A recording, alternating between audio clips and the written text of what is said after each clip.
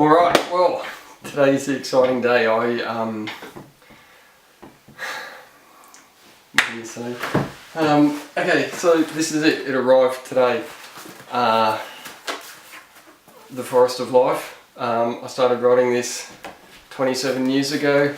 I don't know, and so now this is the print copy.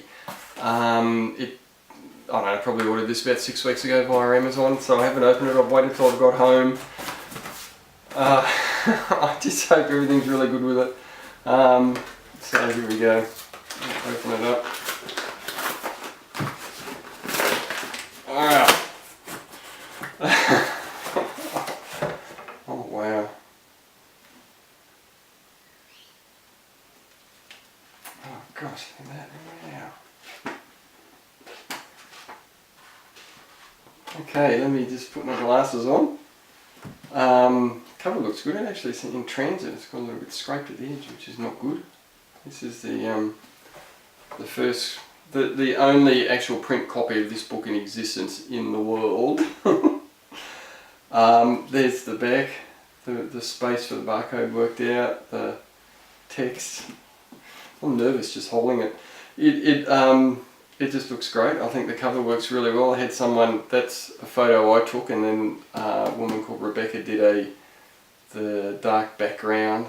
It was a job I paid for on some site online, and then I changed the title of the book and I ended up just taking the basic artwork and changing it around.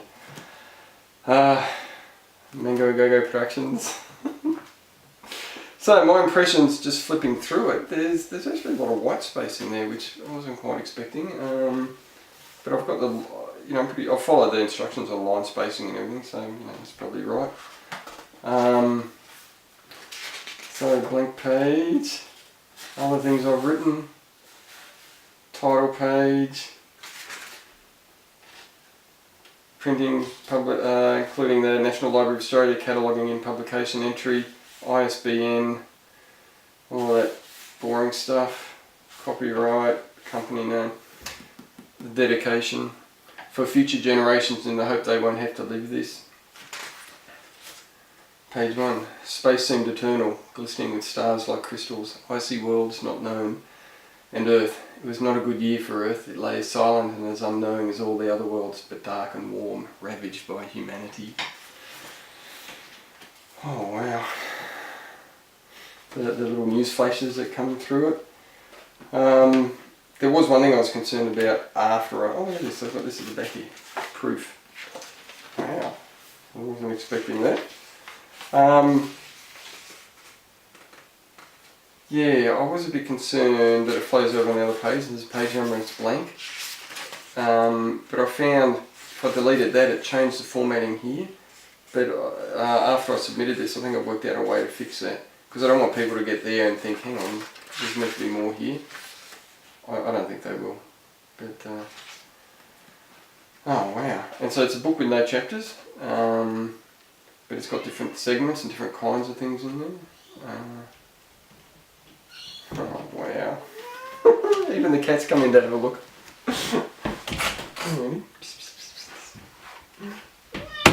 Meow, come on. Ah, here he is, Mr. Indy. What do you think about this one? Indy used to be a street cat and he's covered in scars. We've adopted him. He's super friendly. Look at that.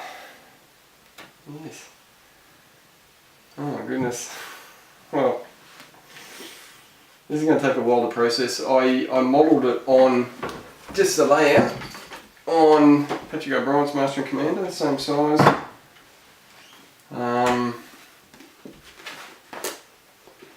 Yeah, the layout, the line spacing is different in this book. Maybe I should change it in here, I'm not really sure. But anyway. Wow, okay. Well, I would call that a success. So I might just try and change that last little bit, just with that numbering the last page there, and then order about 20 of them, put them in bookshops or what have you. It's hard to explain because, this started in 1989. If anyone remembers 1989, you'll remember how long ago that was. And yeah, I can't remember, I wrote for like 4 or 5 years, and then I think it was 11 years off, and then another 4 or 5 years or something, I can't remember. But yeah, so anyway, it's a big thing for me. So, and you know, the reviews from people who've been reading the book, they're liking it. It's a mixture of kind of a science fiction dystopia with a love story in there, but it's a strained love story about people struggling with their relationship, and it all leads to something pretty amazing in the end. So I'll just read out the blurb, then that'll do, and I'll have to go away and take a deep breath. Earth at the end of the 22nd century, population 12 billion with only one stand of environment left, walled off and protected from everyone, but life continues as normal. Food is recycled, economies grow and space is explored. A young 20-year-old woman, Michelle Holland, leaves her home on the moon for a new life on Earth and meets Matthew Findler, a naive and idealistic computer programmer. They fall in love and begin a tempestuous relationship, torn between a love for each other but radically different views on the world. They struggle with this until Matthew discovers something that will change their life and the future of the entire world, if only they can prove it. Part love story, part scarily prescient vision of the future, The Forest of Life is a book that will move you like few others. And so there's a couple of the reviews that I put on. Wow, what a world. This book has an incredibly interesting premise. I really enjoyed it. And another one, The Forest of Life is actually 2 kinds of stories in one book. A very grown-up dystopia with skillful world building and a lengthy analysis of a failing relationship. But does it fail in the end? You'll have to read and find out. Do they save the world in the end? You'll have to read and find out. Okay, thank you.